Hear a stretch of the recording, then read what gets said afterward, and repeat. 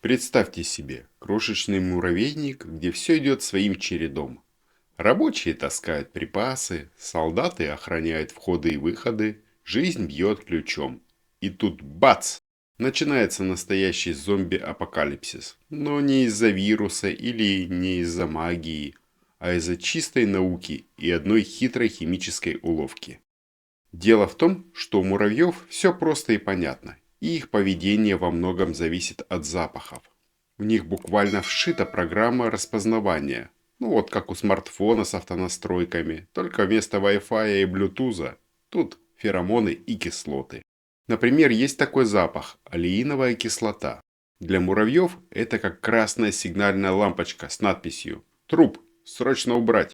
Как только муравей улавливает этот аромат, срабатывает автоматический алгоритм. Увидеть, распознать, подхватить, отнести на кладбище.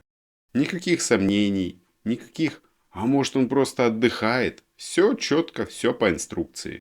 И вот ученые решили, а что если немного пошалить с этой системой? Они взяли живых, вполне себе бодрых и вполне себе деятельных муравьев и аккуратно обмазали их алииновой кислотой. Вот просто чтобы проверить, сработает ли у муравьиная логика в абсурдной ситуации. Что же произошло дальше? Сцена, достойная комедийного фильма про насекомых. Оживший труп возвращается в гнездо. Но не успевает он сделать и пару шагов, как его тут же хватают бдительные рабочие и решительно тащат на кладбище. Муравей ничего не понимает, пытается вернуться, а его снова ловят, хватают и снова уносят.